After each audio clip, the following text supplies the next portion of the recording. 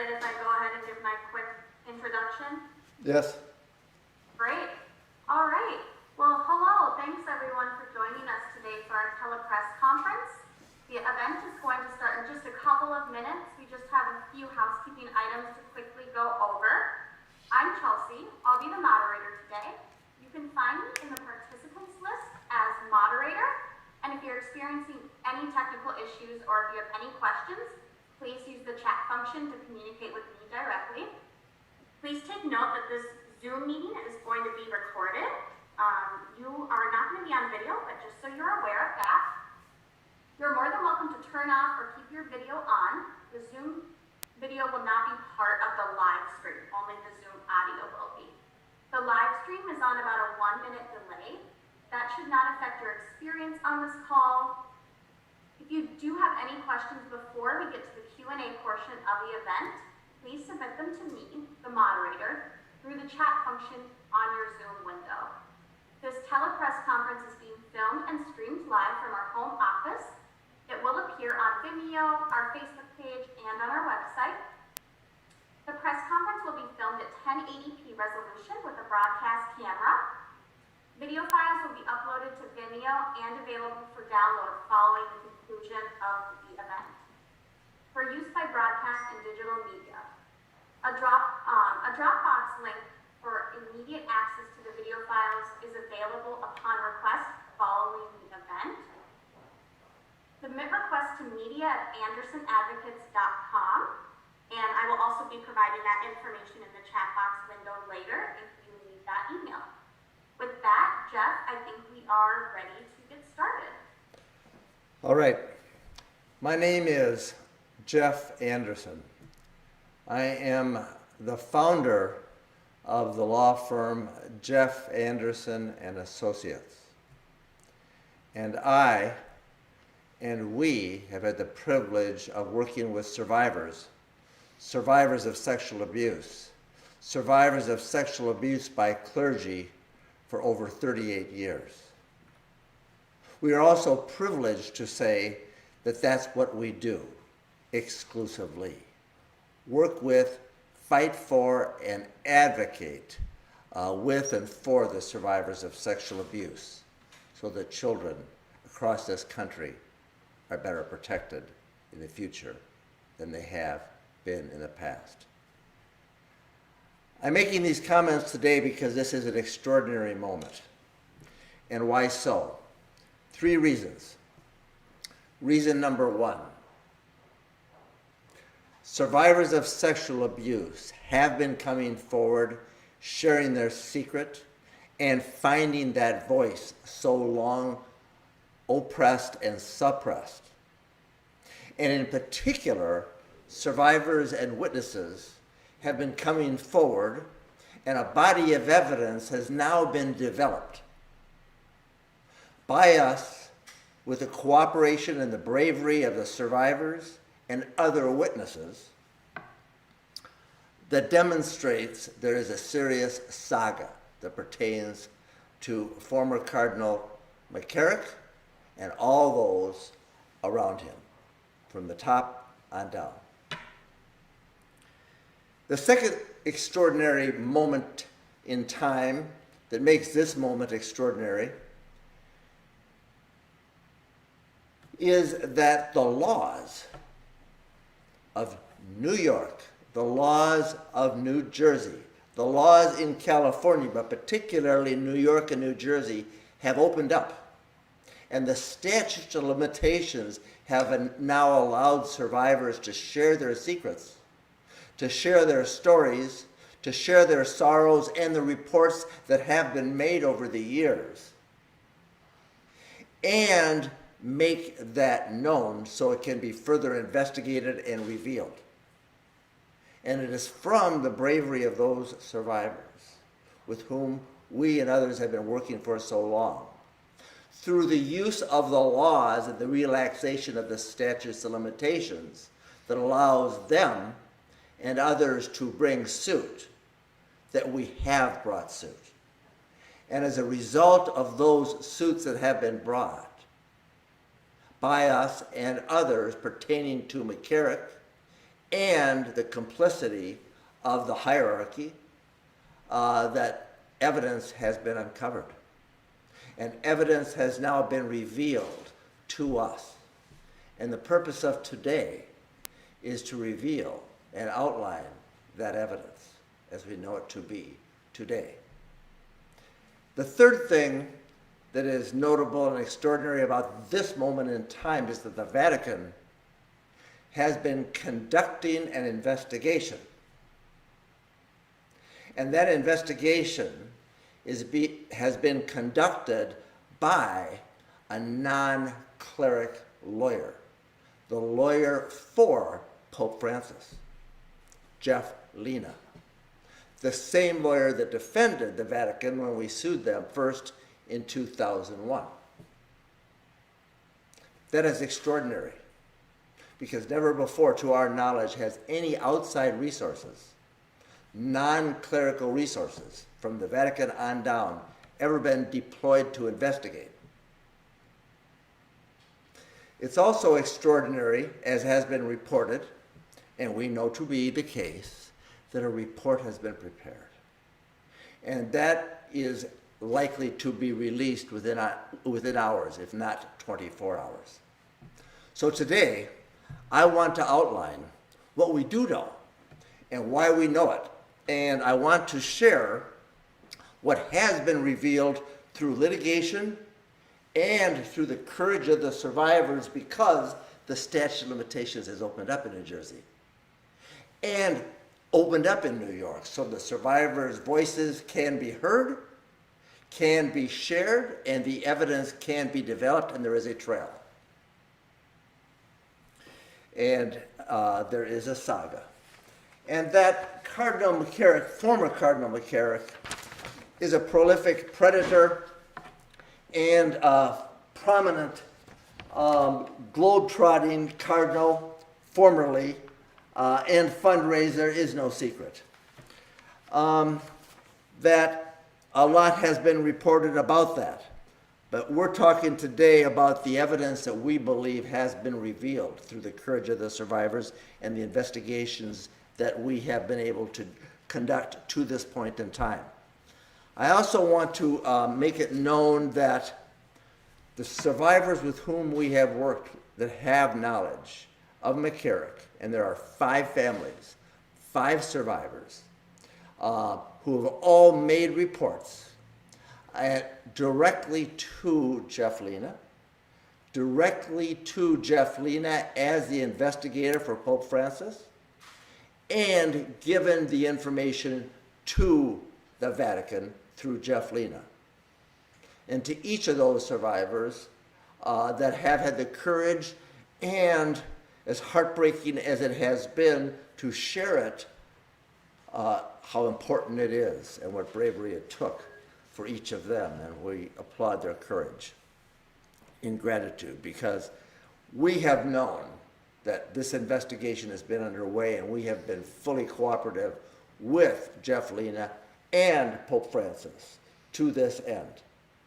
We are also informed that the only ones that are privy to this report are the Pope and Lina, as far as we know. And that will be released. And what I'm going to share today is what we have excavated, what the survivors and we have excavated to this point in time. I also need to say that as a result of 3 lawsuits that we have brought to this point in time under the laws of New Jersey and New York that we're now permitted to bring on behalf of survivors. The first was John Bellocchio versus the Catholic Diocese, McCarrick, and others, filed in December of 2019. He did go public and use his name. And under that lawsuit, we have now taken the deposition, the sworn testimony of Cardinal McCarrick. None of what I'm going to discuss today comes from that. That deposition has been and will remain under a protective order for good legal reasons at this time. That means I will not reveal anything that was revealed in that deposition. The second lawsuit that has been brought and was in New York was John Bellocchio versus the Holy See, the Vatican. And it's a 64-page suit that details what we know to be the evidence, the trail, and the involvement and responsibility of the Vatican and all those in the hierarchy, spanning four popes. Four popes. The third lawsuit that now was able to bring, because the laws have relaxed and given the opportunity of survivors to share their secrets and do so anonymously, is John Doe 14 versus the Theodore McCarrick, the Diocese of Metuchen, and the Diocese of Newark. All three of these cases are now allowed under law, and from them we have been able to, working with survivors for years, and more recently in suit, to start to excavate this evidence. Now, I will say, for years, if not decades, McCarrick has been on our radar. He's been on our radar. And we've received reports from survivors, from seminarians, from priests, from Richard Sipe before his passing, a whistleblowing priest, about his predatory and prolific ways. But we and the survivors with whom we've worked for so many years have been hamstrung because the law didn't allow that secret, that knowledge to be known or excavated. We've now begun to excavate. And we're on the precipice of a report that is to be released directly from the Vatican, presumably about what they knew, when they knew it, and or what they did about it. We're discussing what we know so that the people in the public, in the parishes, and across the country, and maybe the globe, can know what has been known, what has been revealed, and thus compare it to what is to be revealed, perhaps as soon as tomorrow, by the Vatican, by Pope Francis, and as investigator Jeff Lena. We will see. We will see. And here's what we do want to share. We have prepared a timeline that is posted on our website at andersonadvocates.com. This timeline details what we have learned, when we learned it, what has been revealed to us through the excavation and investigation, who the supervisors were and what their involvement has been. We've detailed who the various popes and officials were at that various times, and what we believe the evidence so far has shown us to be the case about what they knew, when they knew it, what they did, and what they didn't do about this trail of scorched souls, broken families, and serious hierarchical complicity.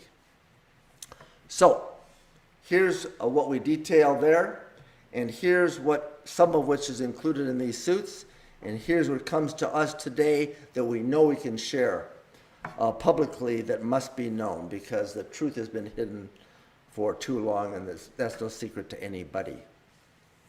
We know that McCarrick went from New York and became bishop in Metuchen. We know that from bishop in Metuchen to he was elevated to Newark. We know from Newark he was elevated to Washington, D.C., and we know that more recently he has now been removed from the clerical state. That means defrocked by the Vatican because of their investigation that found he had committed sexual abuse. The tragedy of that is that removal was in 2017. Here's what we do know, and here's what has been excavated. We've uncovered evidence that there were several reports in the 1980s and the 1990s that should have been investigated further. they should have led to McCarrick's removal.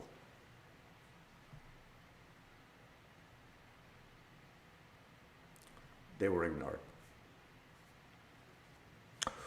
We have learned and found that in the 1980s, probably the mid-1980s, anonymous reports began to surface, but real and noteworthy reports.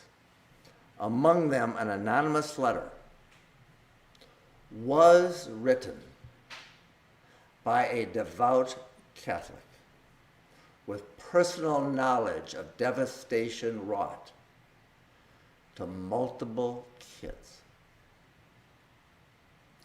and families. And we know that in the mid-1980s, this letter by this devout Catholic was addressed to every cardinal in America. We also know that this report detailed, albeit anonymous, sexual abuse of minors and personal knowledge of that. We also know that it was sent to the Catholic Conference of Bishops. That is the organization that oversees all the bishops in America, in addition to all the American cardinals. We also know that no action was taken by any cardinal or the Catholic Conference of Bishops responsive to that anonymous report. We also know that several other reports had been made describing McCarrick as a predator and or a sexual abuser, and largely also of seminarians and young priests, in addition to the report that I detailed about youth. And the reports of sexual exploitation of young seminarians under his control and his orchestration of them began to surface quite regularly. And we know, and is detailed in this outline, that in the 1990s, a priest under McCarrick's authority reported McCarrick's predatory sexual ways to another bishop. How do we know that? We represent that priest. And that priest, along with some of the others with whom we work, have made and given their account directly to Pope Francis for purposes of this investigation.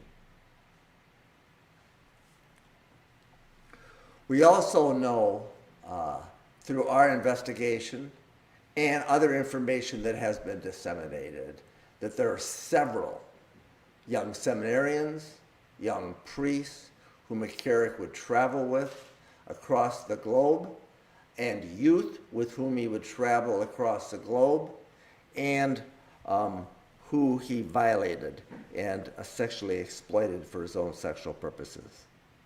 In other words, we've uncovered widespread instances of McCarrick's interaction with children in the 60s, the 70s, the 80s, the 90s, which should have been, at a minimum, uncovered by those around him and his colleagues, and or addressed at a minimum, that never were.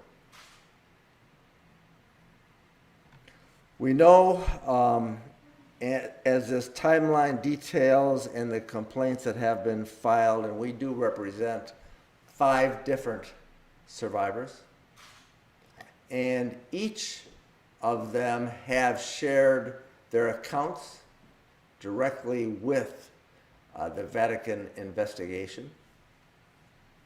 courageously, I might add. And we know that the abuse by McCarrick and exploitation began as early as 1969 and continued to at least the last instance of known abuse that we know of in 1995. And that is of John Bellocchio, who had the courage to go public, file suit, use his name when he didn't have to, and also sue the Vatican.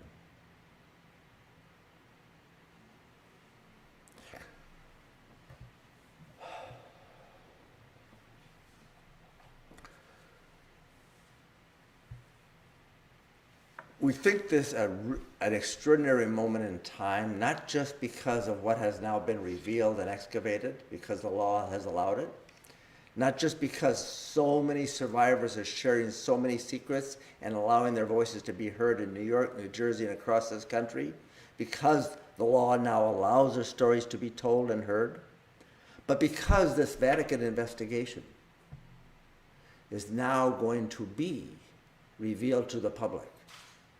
And why is that so extraordinary? Why is that so important? Why is that potentially unprecedented and historic? Because for decades, the papacy, from Pope John Paul II to Benedict to Francis, have been making pledges and promises.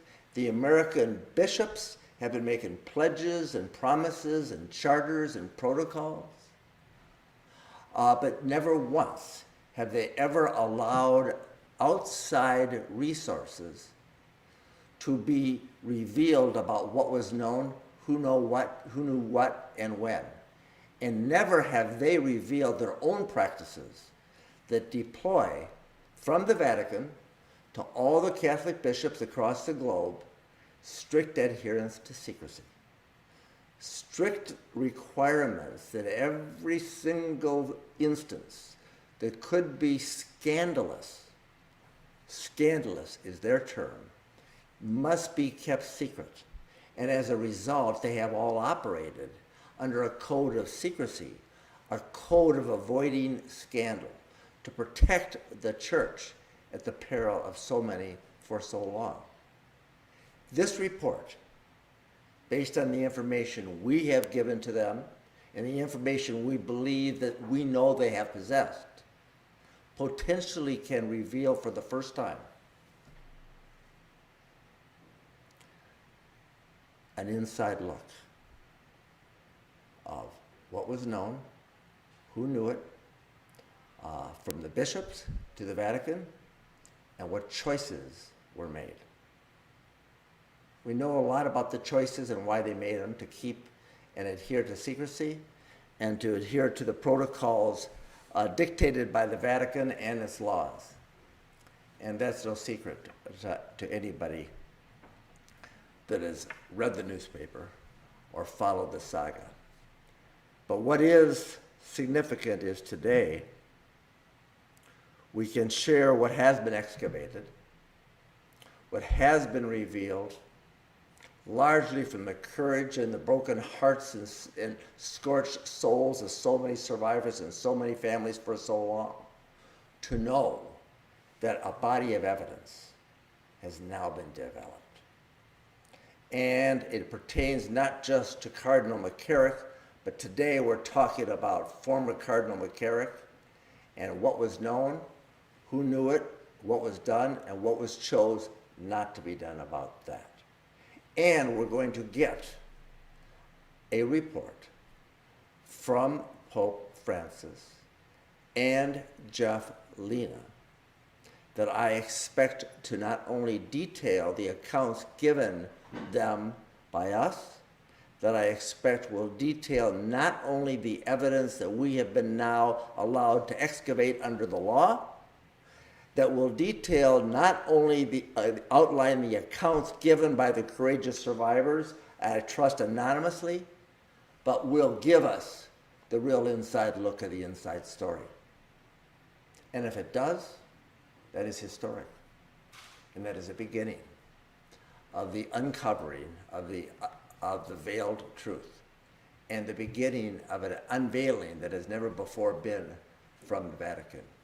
It gives me hope, and the thing that gives me promise, and all of us, is the courage and the bravery of the survivors.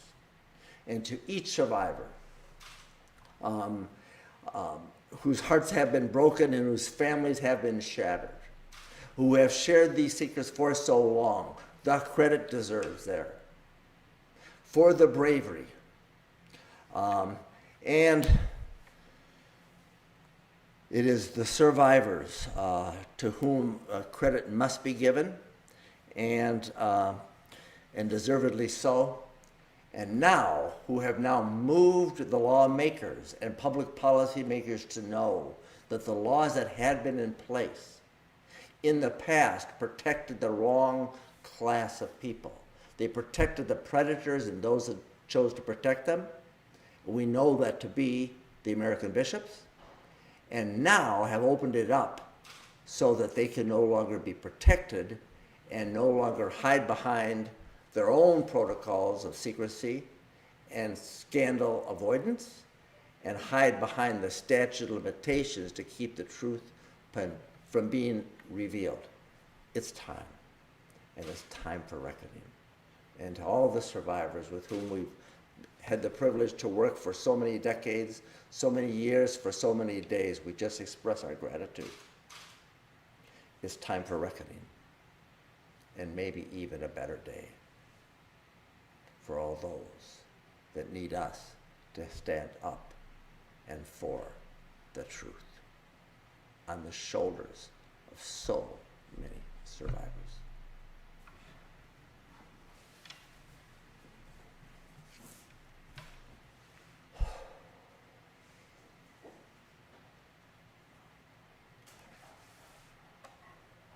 Well, thank you, Jeff.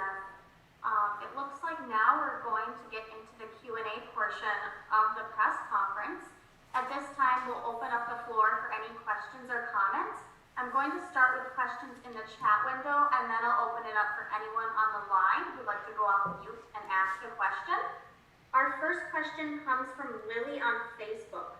She asks, what motivated you to start this initiative? The question is, what motivated me to be on this quest? In 1982, a survivor and his family shared with me that they had been violated, and that child had been violated, now an adult, years before by a Catholic priest in St. Paul, Minnesota. And I began to uncover that story because they had tried to buy him and that family off. And I knew something was wrong, and so I pushed. And as a result, brought suit. And as a result, went public. And as a result, other survivors began to come forward. And as a result, we began to realize there was a practice of concealing and covering up sexual abuse by Catholic clergy in Minnesota and across this country. And every day, since that time in 1982, what I and we and our team have done is work with survivors to reveal what needed to be known that never had been so revealed. Thank you, Jeff.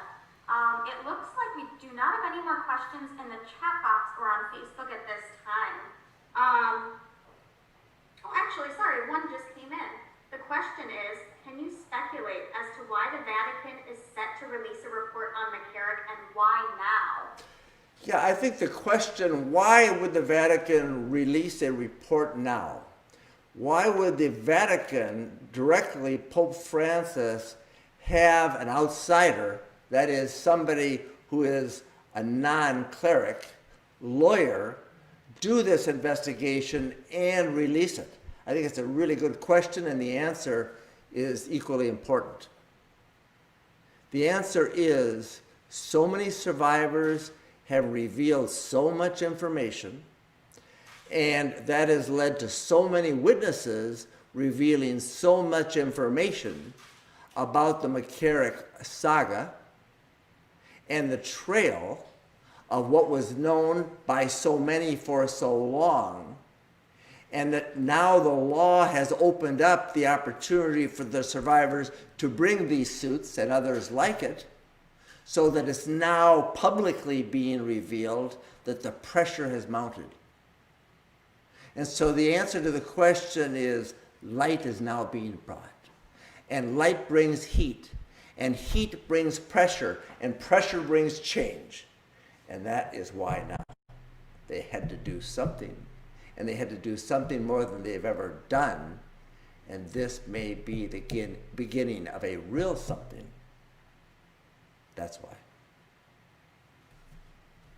Great answer. Thank you, Jeff. We have one more question that came in on Facebook. Anthony on Facebook asks, will McCarrick be prosecuted criminally, or does the statute of limitations allow him to escape criminal charges? McCarrick is now 90 years old, and he should have been prosecuted, but he never was. And there's no evidence of real active police investigation done over the years. So this is no longer about McCarrick. It's about the practices of the American church and the hierarchy and the choices that they made. And that is a tragedy of a common tragedy in clerical sexual abuse, that it rarely gets known to civil authorities and law enforcement, and when it does, rarely gets acted upon, and that is a pattern that has been revealed to us for decades, and is in itself another separate tragedy. Anything further? Great. Thank you, Jeff. We do have another question. Abbott, he is on the line, and Abbott, if you want to go ahead and unmute yourself, feel free to do so and ask your question. Okay, sure, thank you. Actually, I have just wanted to clarify a couple of things. You said you now represent five people who are victims of McCarrick. There are two in the lawsuits, so that's three additional people that you represent? Yeah, the question is, we do represent five different victims, but in the lawsuits that we have filed, that's on behalf of two victims. And three of the victims or survivors that we represent and who have now made accounts and given accounts to the investigators at Rome have not filed suit. But they have given the accounts to us. We have investigated them, and now it's been reported to Rome. So they are yet to bring suit and initiate legal action. And that is yet to come, so that the suits that have been brought, three in number, are on behalf of two survivors. So you had mentioned a priest that you represent who had gone to a bishop. Are you able to say anything more about that? A priest of which diocese, for example, which bishop it might have been? We do represent a priest that was sexually exploited by McCarrick. Under McCarrick's charge and control. And that priest has reported both to us and now to the Vatican investigator that he suffered for some time and then reported it to a bishop. And we expect that account to be in this report among other accounts. And we expect more to be revealed about that when the Vatican investigation is revealed, if it is complete and if it is authentic to the facts that we know to be, and the report made by that by that priest to a bishop, which was in the early 1990s, we believe the year to be 1993, where this priest reports to a bishop, I was sexually exploited by McCarrick, and I'm aware of others having been so exploited. And the bishop says, for the good of the church, keep that quiet. He did. You can't say what bishop you went to, which diocese that was? Is that in touch by any chance? I'm going to allow the Vatican investigation to speak to that because a detailed account was given. And so I think we'll have comment on that if for some reason that account is not fully detailed or accurately recorded. And we'll have something to say about the investigation and the report after it's released. Today, what we felt compelled to share on behalf of the survivors and their families, and what we know is the trail that has been excavated, that is sorted, and now what we believe to be the evidence that needs to be revealed, and to that end, we've done our best to detail it, both in the outlines and the like. Just to be clear, that priest is one of the three other people that you represent, right? Not an additional person. That is correct. That priest is one of the victim survivors that made that report. The other survivors are now adults abused as minors by McCarrick. Okay. Can you say where that abuse took place, whether and when? Was that in the North Archdiocese? Was that when he was at Detention? Was that later? When it pertains to the individual cases and the survivors we represent, of course, they remain anonymous, and the details are not for us to get into today, but to work to reveal the big picture and the trail of evidence that we think needs to be known. And I'm confident there's more to come and be discussed about that, and we will. Thank you. Thank you all. Great, thank you. Is there anyone else on the line that has any questions? All right, it looks like we have questions covered for today. So I just want to thank everyone for attending and participating in today's press event.